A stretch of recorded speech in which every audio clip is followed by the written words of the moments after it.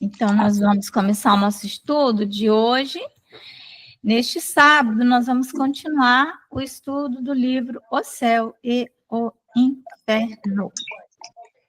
Tá bom? O que nós estamos vendo em o livro O Céu e o Inferno, né? Nós estamos na segunda parte do livro Céu e Inferno, capítulo 1, no item 11, falando sobre o passamento. O passamento. Para não usar a palavra desencarnação, o Allan Kardec usou o passamento, que é a hora que você, tipo, sai de uma dimensão e entra na outra. Sabe? Tem mais a ver com isso, porque o corpo morre, mas você continua na carne. Por isso que ele usa a expressão de passar, né? Passamento. Então, desencarnação, como nós sempre falamos, é uma coisa que acontece, não é? Num período de tempo mais ou menos longo, né?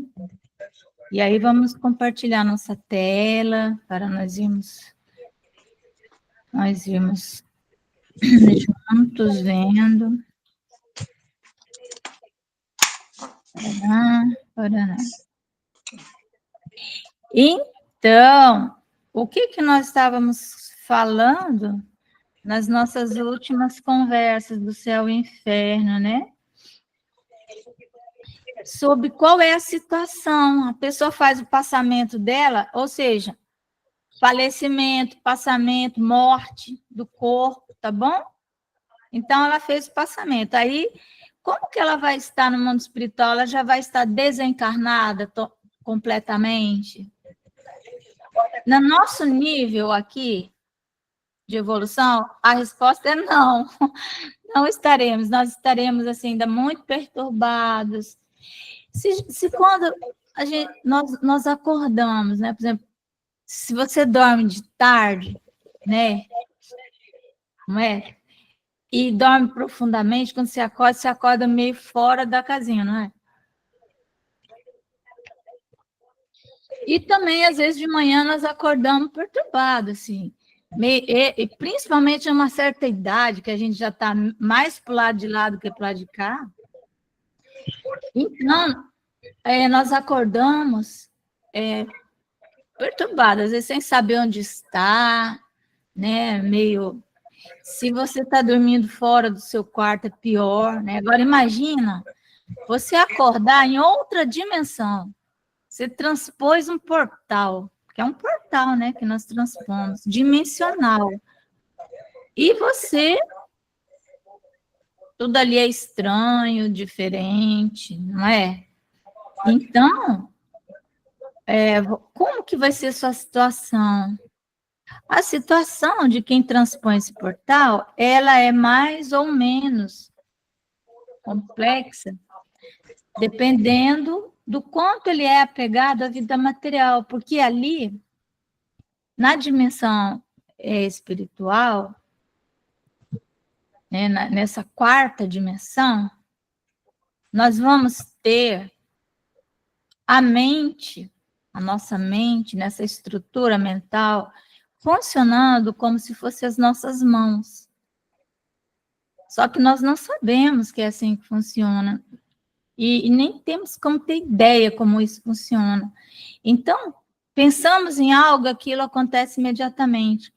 Pensamos na nossa casa e somos sugados para o ambiente da nossa casa, magneticamente, né? Porque é uma corrente magnética.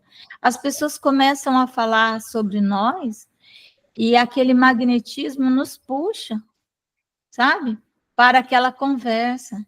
Por isso, nos velórios, os espíritos dizem que bem-aventurados são aqueles que fazem o seu passamento muitas vezes sozinhos, morre no hospital, aí fica lá como indigente, porque aí ninguém está ali, porque as pessoas vão nos velórios e elas não respeitam os mortos.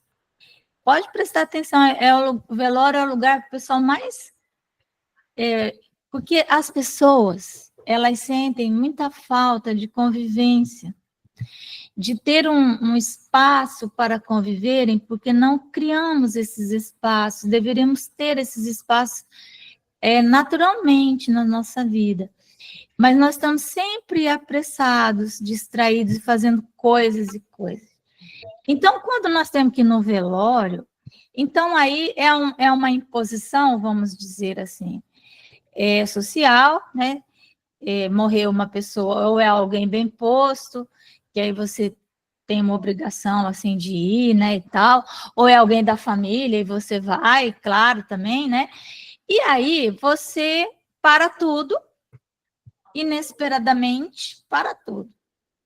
E fica no velório. E aí, o que você vai encontrar no velório? Pessoas conhecidas, não é?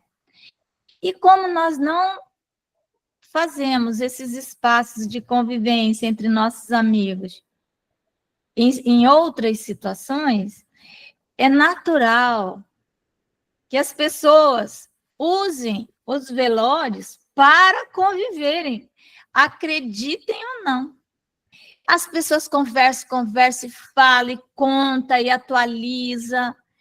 E ainda tem alguns que começam a falar do morto. E tem aqueles que gostam do morto, e falam um monte de coisa boa, e aí o morto sabe que aquilo não é real, aí já fica consciente de culpa, se ele estiver ouvindo, né?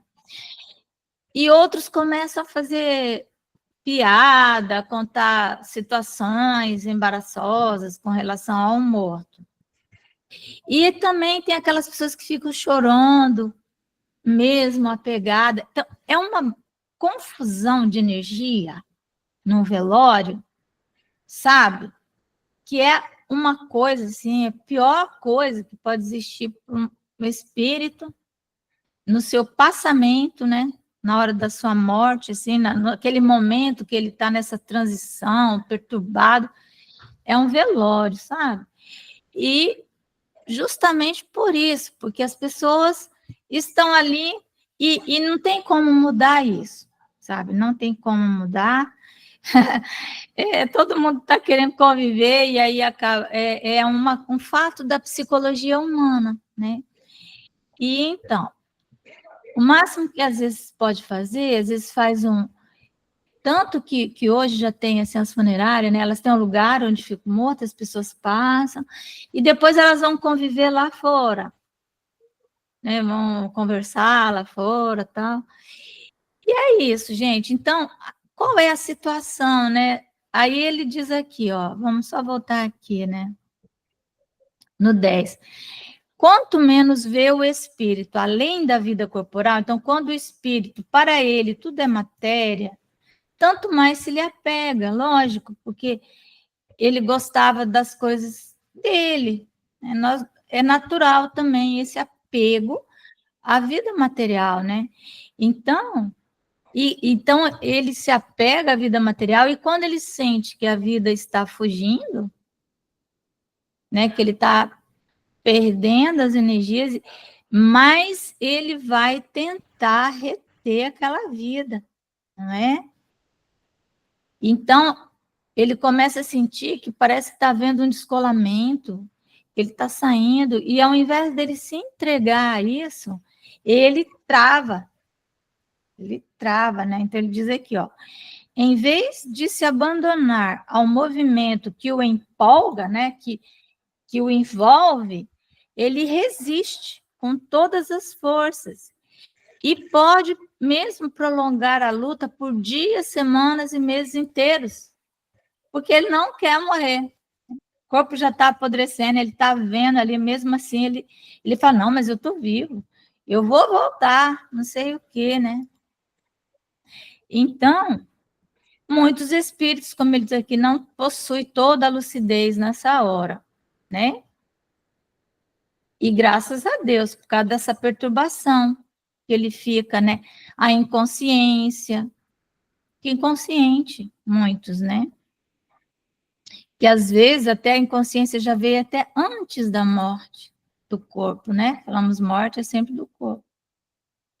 Mas nem por isso sofre menos, Por quê? Porque apesar de... É como se fosse um pesadelo, não é um sonho bom. E as pessoas conversando ali em volta, fica aquele ruído, sabe? Aquela confusão ali, né? Então, esse momento, ele pode ser bastante penoso, né? Mas nós paramos aqui, na verdade, no 11, né? Então, peraí, pistolice aqui. Então, o Kardec, isso aqui é texto do Allan Kardec, está nos orientando. Ele fala assim, quão diversa é a situação do espírito desmaterializado. Aquele que viveu mais a vida espiritual, né?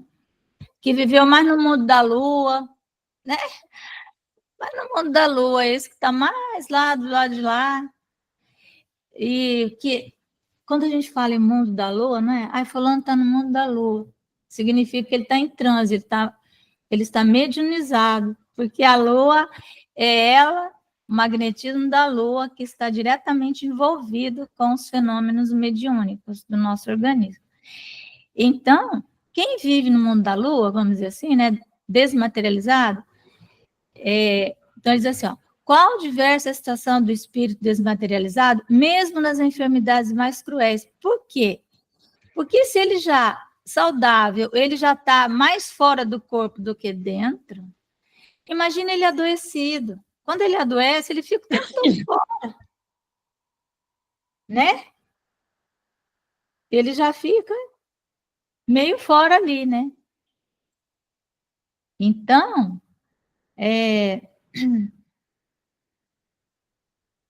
como diz o Kardec, sendo frágeis os laços fluídicos que o prendem ao corpo, por que são frágeis? Porque ele está doente e porque ele já vivia meio fora, meio assim, meio nessa convivência com os espíritos. Então, os laços rompem-se suavemente, né? Não é uma coisa que corta, não é abrupto, né? Por isso que o momento da morte não é o mesmo momento da desencarnação, são laços que vão se rompendo com suavidade, né? Então, rompem-se suavemente.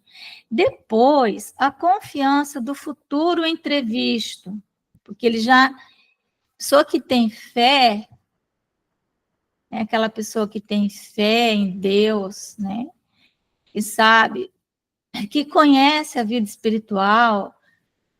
A fé, o que é a fé? É essa capacidade nossa de ver o futuro, de enxergar lá na frente. Então, ele diz assim, ó, depois a confiança do futuro entrevisto em pensamento ou na realidade, às vezes ele enxerga mesmo, ele tem uma pré-ciência, uma pré-cognição do que será lá na frente. Então, muitas vezes, antes de ocorrer a morte, ele já começa a ver familiares, ele já começa a ser visitado por amigos, por seres que ele não se lembra, mas pelo guia espiritual, ele começa já a entrar nessa realidade. Isso é muito comum, as pessoas que trabalham em UTI relatam isso o tempo todo. Então,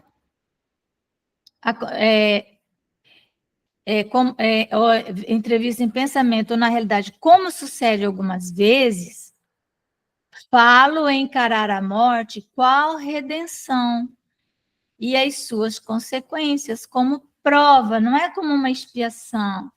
A prova é diferente da expiação, a prova é uma experiência de aprendizado, né? De avaliação, é isso que é a prova, né? Advindo-lhe daí uma calma resignada, que lhe ameniza o sofrimento. Então, é uma aceitação, aquilo que a Magna estava falando.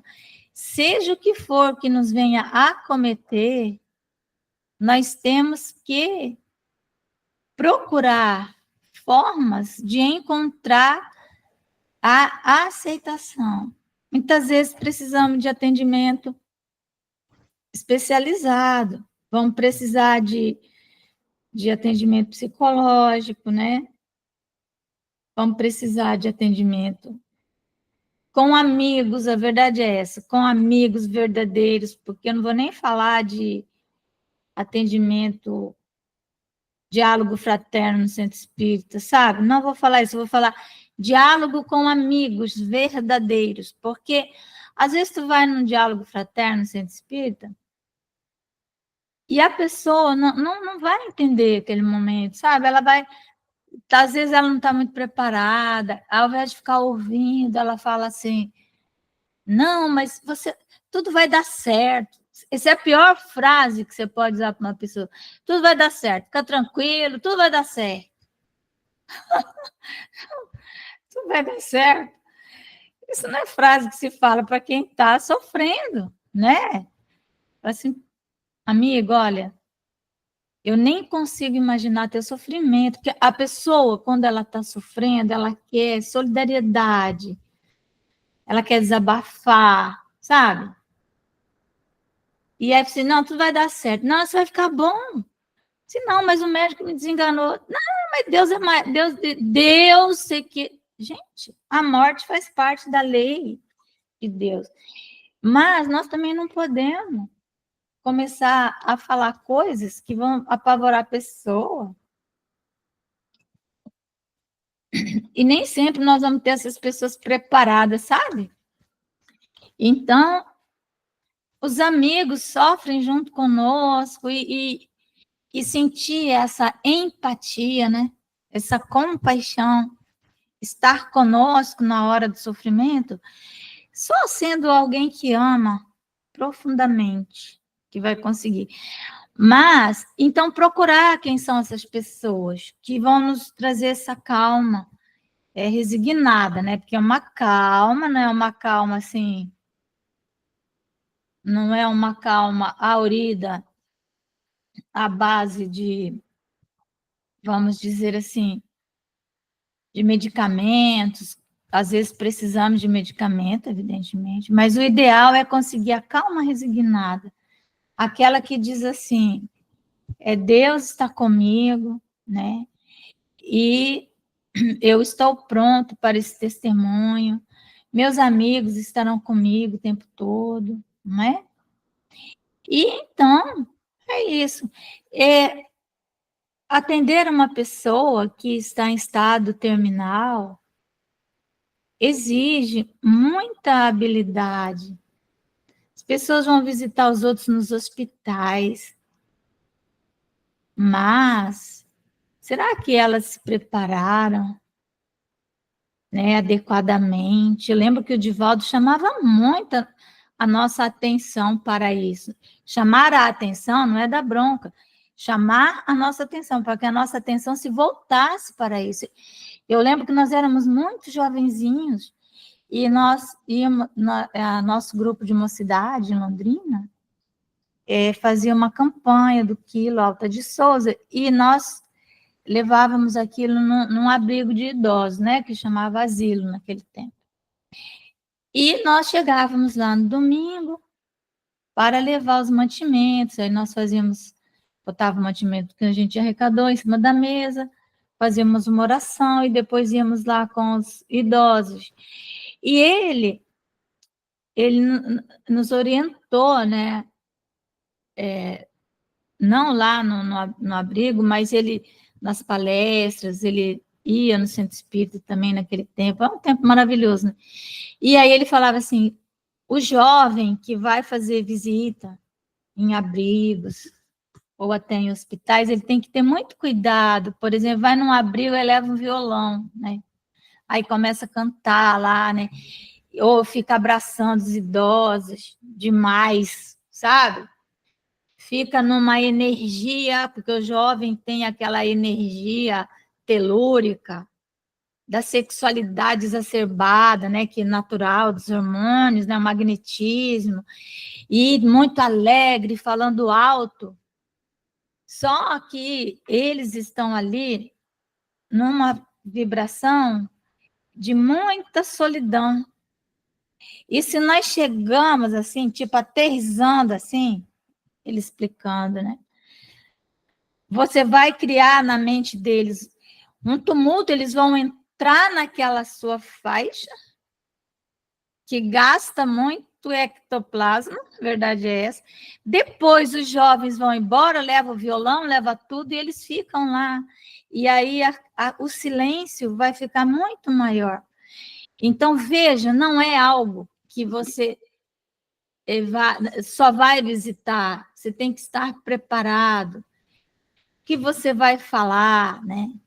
Você tem que estar preparado para ouvir ao máximo, né? E fazer atendimento de pessoas que estão em estado terminal é extremamente complexo. É realmente algo que exige muito amor, né, da pessoa. E se ele é um aprendiz, ele está aprendendo, ele fica em silêncio, igualzinho o André Luiz ficava. O André Luiz não falava nada.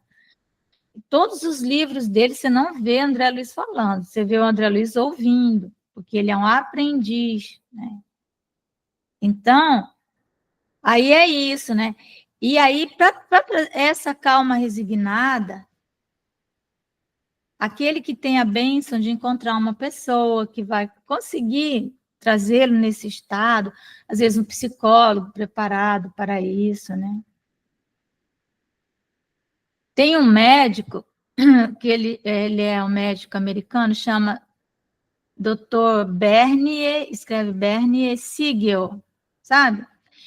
Ele escreveu um livro, ele é oncologista, câncer, e de uma época em que falou câncer, falou morte, sabe? Hoje em dia não é mais assim, né? Mas era. E ele, então, escreveu um livro, Amor, Medicina e Milagres, sabe? E nesse livro ele conta, porque, lógico, ele tratava com pessoas com câncer em estado terminal. E ele, então, faz inúmeros relatos. E ele diz que logo no começo da profissão dele, ele era uma pessoa muito fria, porque ele aprendeu na faculdade que você tem que ser frio, você não pode se envolver no sofrimento do outro, né?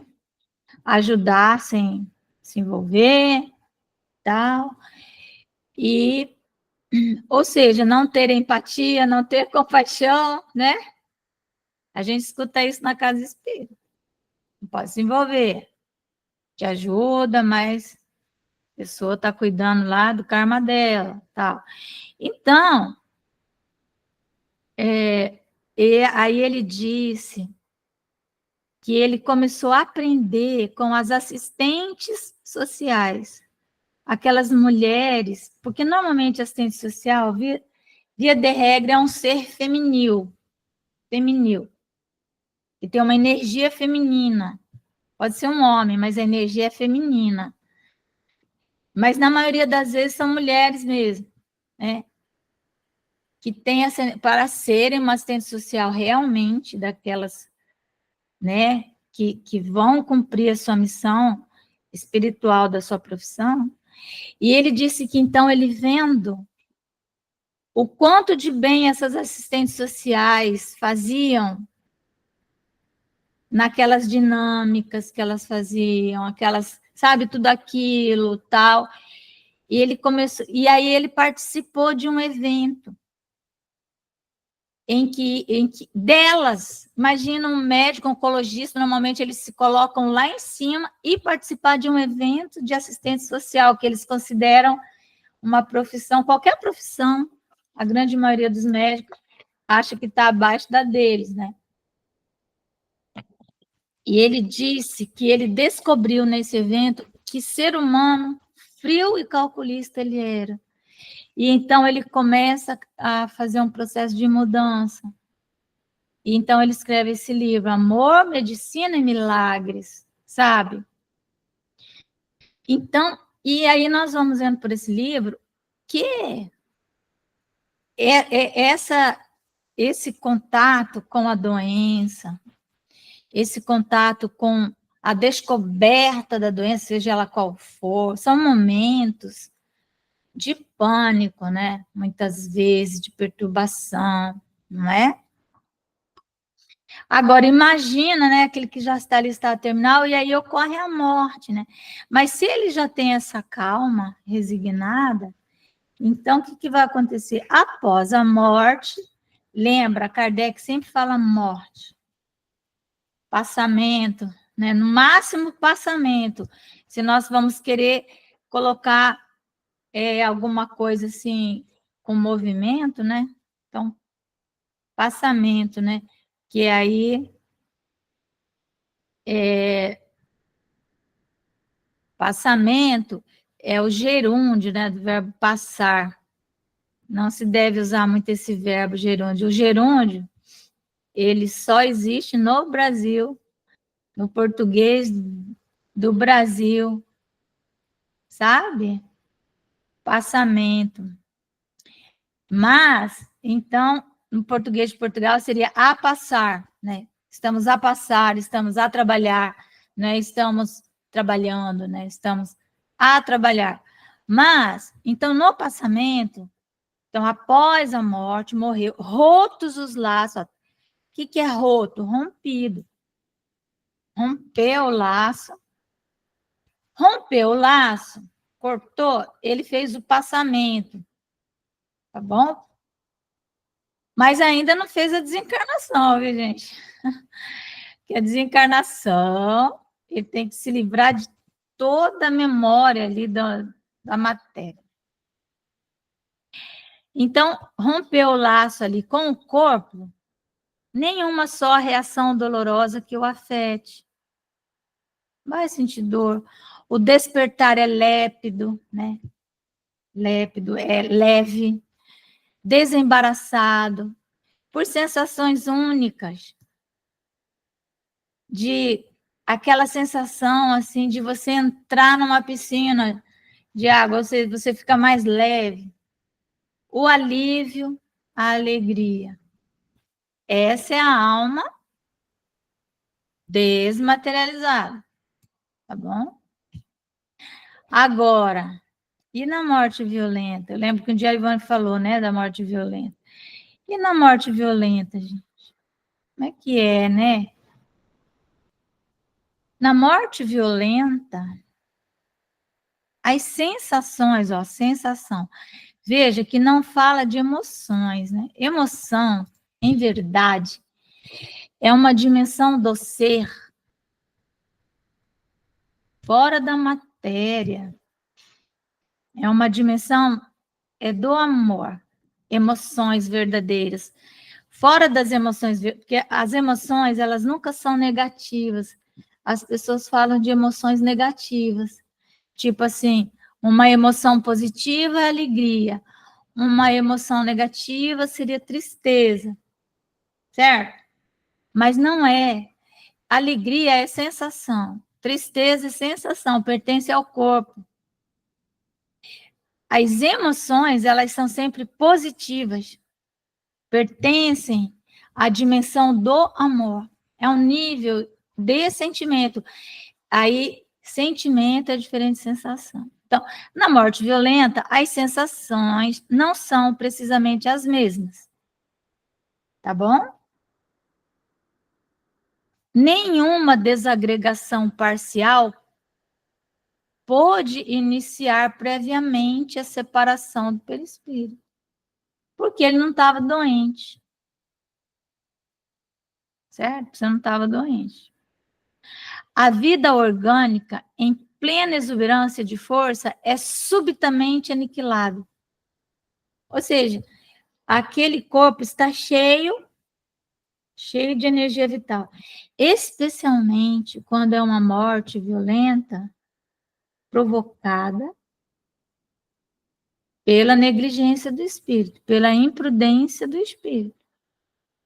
Uma pessoa que está dirigindo em alta velocidade e sofre um acidente e morre. Você não pode falar que aquela morte estava prevista para ser daquele jeito. Não estava. Não estava. Igual suicídio, ninguém nasce para suicidar. Entendeu? Então, aí é um caso de morte violenta em que ele vai estar pleno de combustível, de força vital, energia vital, aquela cola que cola o perispírito com o corpo. Só que o corpo, ele fica lesionado de tal forma que ele não funciona mais. A força, né? A vida orgânica, ela é subitamente aniquilada. Deixa de existir a vida orgânica. Nessas condições, o desprendimento só começa depois da morte. E não pode completar-se rapidamente.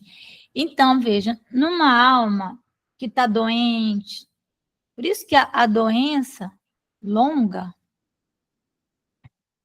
a enfermidade longa, o Alzheimer, sabe? Essas enfermidades que duram, a demência, e a enfermidade mesmo, um câncer, ela vai minando, minando, minando.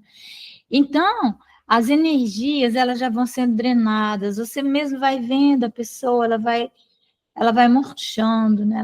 Parece que vai murchando, sabe? Só que nessa morte violenta não é assim. Então o processo da morte do corpo, ele começa antes, né? Ele começa bem antes, mas na morte violenta não. Então, ó, o desprendimento, que é do perispírito e do corpo, só vai começar depois da morte. E do corpo, lógico. O corpo morre porque ele desagregou, ele estilhaçou o coração, o cérebro, né, enfim. Então, foi lesionado de forma... E aí, isso será lento, né? O espírito colhido de improviso, tem mais essa ainda, ele estava cheio de plano, né? Igual nós estamos aqui, cheio de plano para o dia de amanhã, que vai ser domingo, que eu vou fazer isso, aquilo, outro, né? De repente cai um meteoro em cima da nossa cara, e aí a gente, nossa, o que foi isso, né? Então, o espírito colhido de improviso, ele fica como que aturdido. E sente, e pensa, e acredita-se vivo. Acho que ele está vivo, porque um choque tão grande já é vamos dizer assim, o duplo etérico dele sai junto com o perispírito, depois, porque a desencarnação, na verdade, é as energias do chamado duplo etérico, que é um corpo, e essas energias, elas ficam no corpo, elas têm que ficar na matéria, mas elas medeiam, elas são essa cola entre o corpo e o perispírito. Nós falamos do duplo etérico. O duplo etérico é um corpo, que o Eurípides Barçanufo é uma das referências nossa, né? Que ele começava, às vezes, a escrever no quadro, e os alunos iam vendo que ia ficando um outro Eurípides Barçanufo. De repente, o corpo dele ficava parado, ele ficava ali, o corpo ficava inconsciente, e ele saía para fazer parto. Chegava lá para fazer o parto, ele estava num corpo. Num corpo mesmo, normal. Então, é o duplo, e fazia o parto, ajudava as pessoas. Tal. Santo Antônio, né? Também se materializava em vários locais. Quantas histórias! É o duplo etérico. Então, na morte violenta, o duplo sai assim, coitado, né? Só que ele não tem para onde voltar. Entendeu? Vai voltar para onde? Não tem mais corpo? Então, prolongando-se esta ilusão até que compreenda o seu estado. Tudo é mente, né? Tudo é a mente. Até que ele compreenda, e compreensão é fazer um julgamento da situação, né? Não é só entender, mas a compreensão é a apreensão total daquilo, é enxergar de fora tudo o que aconteceu e fazer um julgamento. Conseguir analisar tudo aquilo de ponta a ponta. Imagina numa morte violenta, quanto tempo? Cai um avião. O avião se choca numa montanha. Ninguém estava esperando isso. Entendeu? Então, que hora que ele vai compreender isso? Tem uma série na televisão, passa na Netflix agora, se eu não me engano. É Lost. Lost significa... Nossa, eu assisti... Oh, desculpa, Márcia, eu nem pedi para a palavra. Não, não... Lost eu assistia quando eu não tinha Netflix em Belo Horizonte, depois do Fantástico. Menino, eu e meu filho, seguimos aquela série, mas seguimos aquela série. Também. E eu falava assim, meu Deus, onde é que eles estão? O que está acontecendo? Gente, foi mistério até o último capítulo. Quem é inteligente, astucioso, que milhões de pessoas no Brasil seguiram aquela série, né? Então, assim, Lost é algo que quem não viu precisa ver na Netflix. Precisa, porque está dentro precisa. daquilo que eu falei para vocês, não sei qual dia aí, que os espíritos disseram que as ideias espíritas iriam ser pulverizadas no mundo por quem entendia de cinema, de arte. E Lost significa perdidos, é isso que é Lost, é estar perdido. Então, eu logo vi que eles estavam mortos.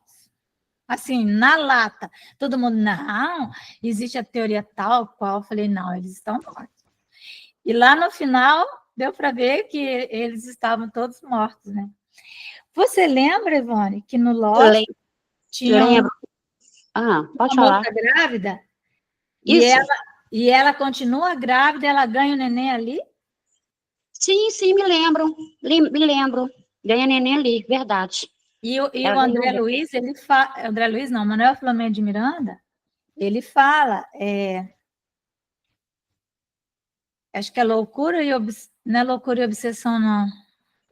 Ai, gente, é um livro que se passa num hospital. E aí os espíritos fazem um parto de uma mãe que morreu grávida.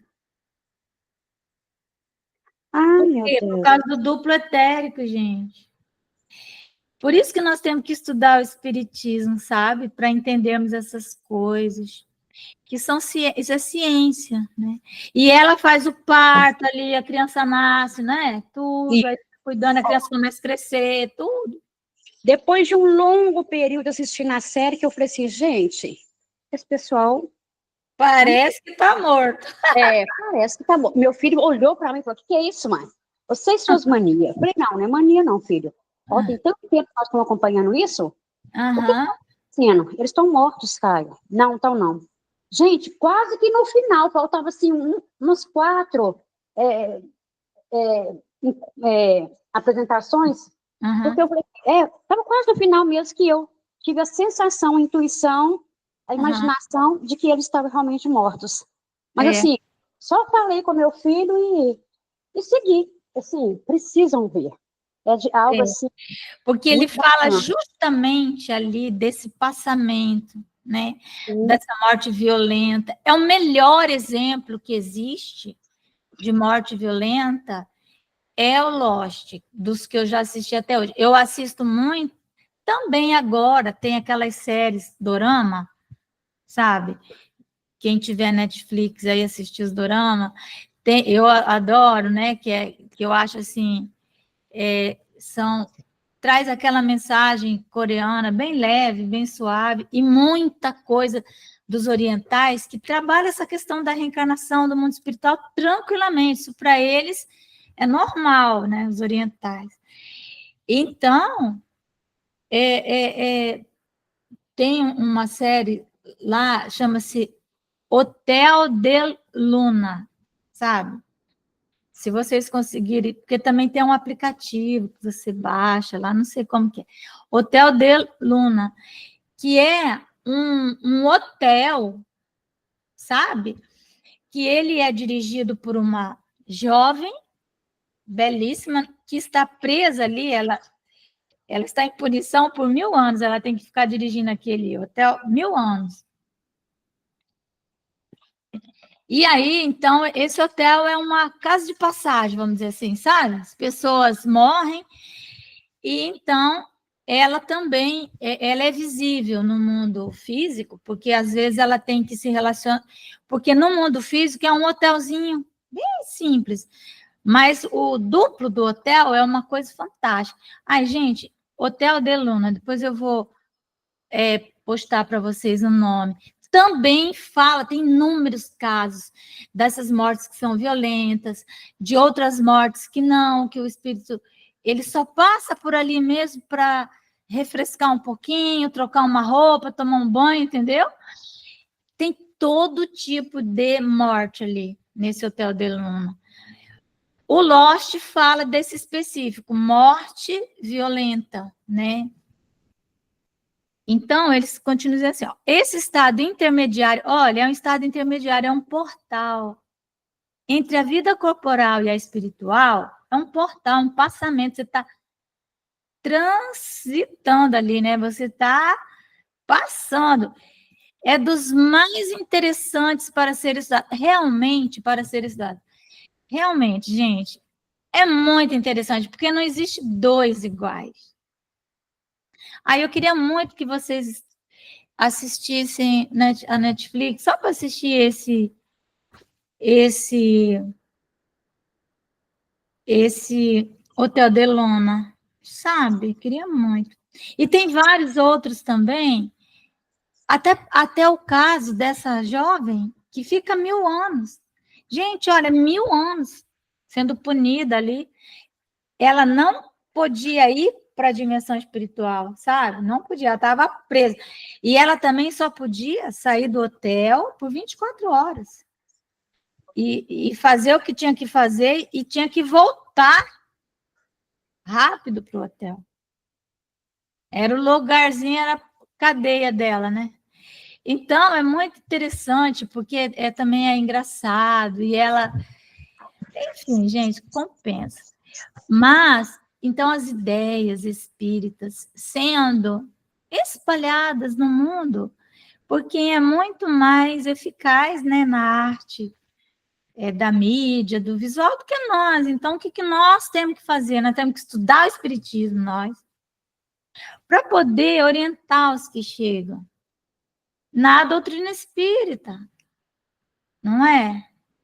Então, diz assim, que esse estado, Kardec falando, esse estado intermediário, onde quem vai estar funcionando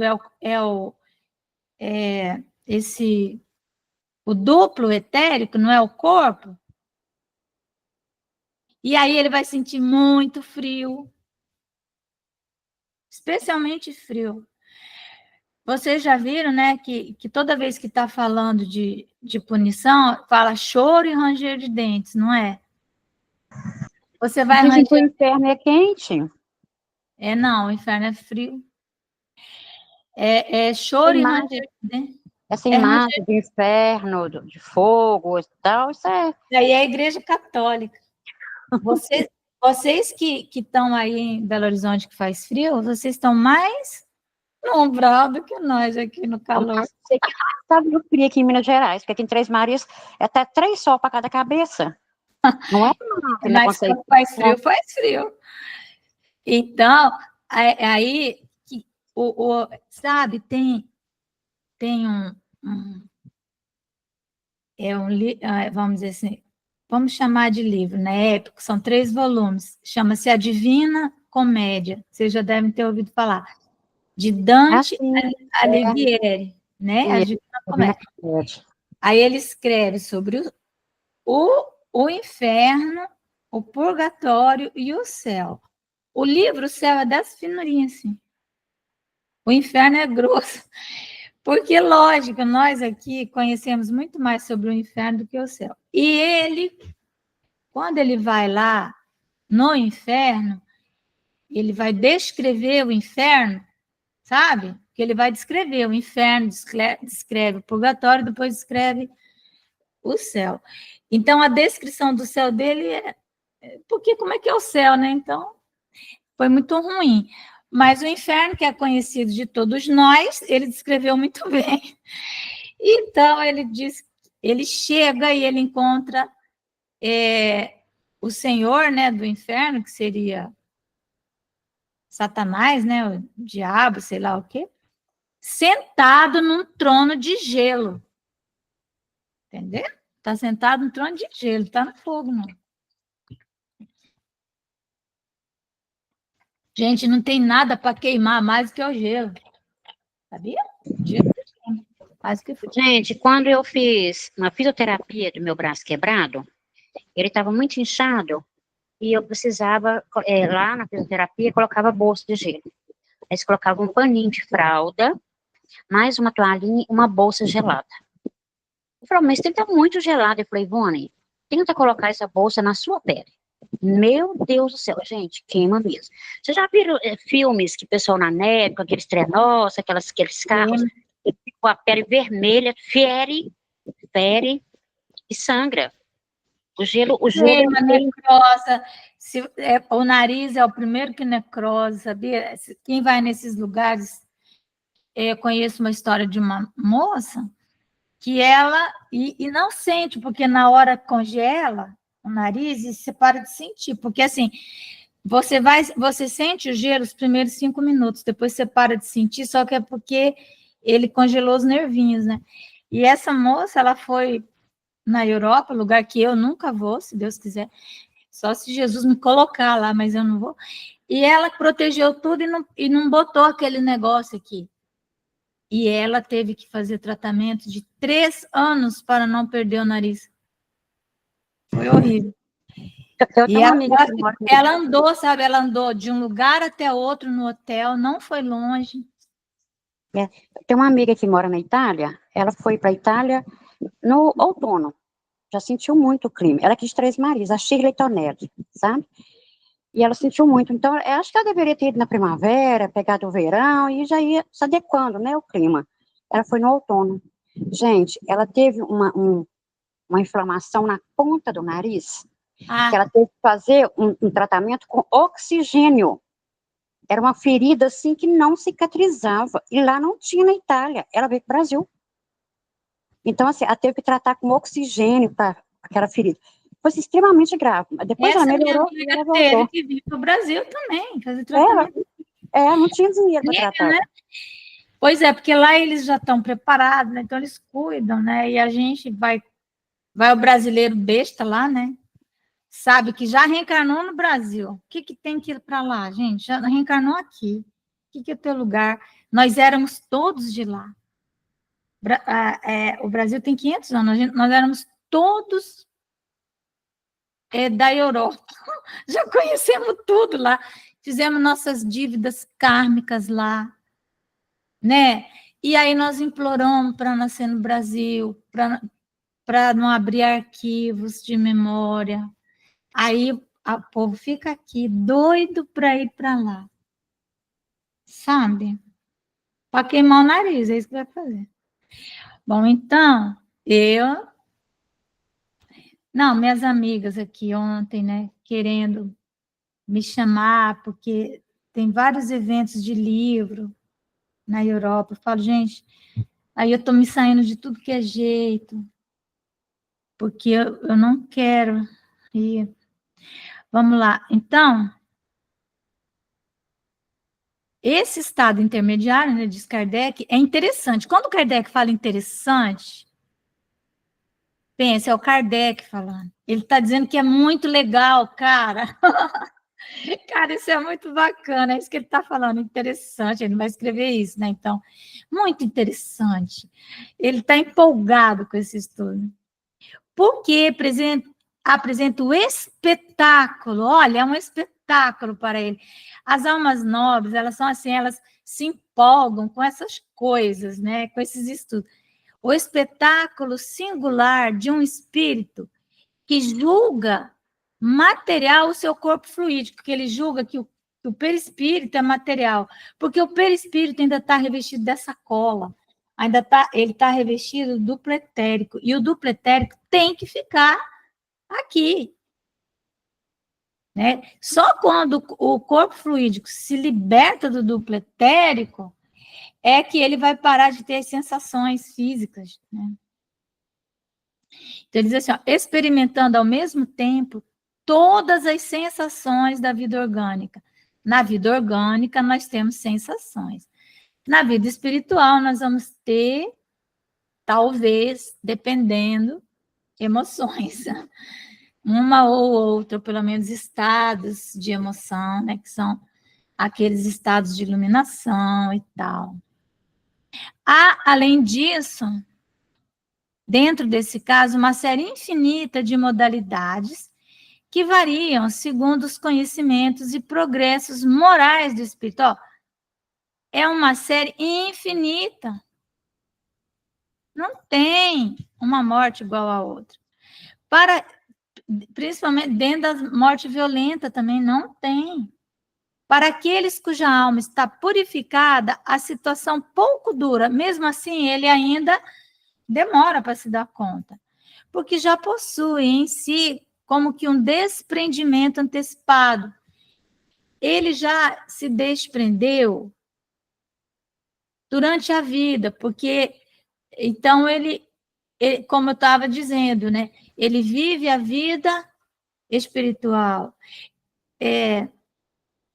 No livro O Fenômeno da Morte, de Alexandre Aksakov, é dele, ele fala de pessoas que morreram por afogamento, mas que antes dela se afogar o corpo, os espíritos já conseguiram tirá-la, porque elas estavam tão desprendidas já, que foi muito fácil, elas não, né?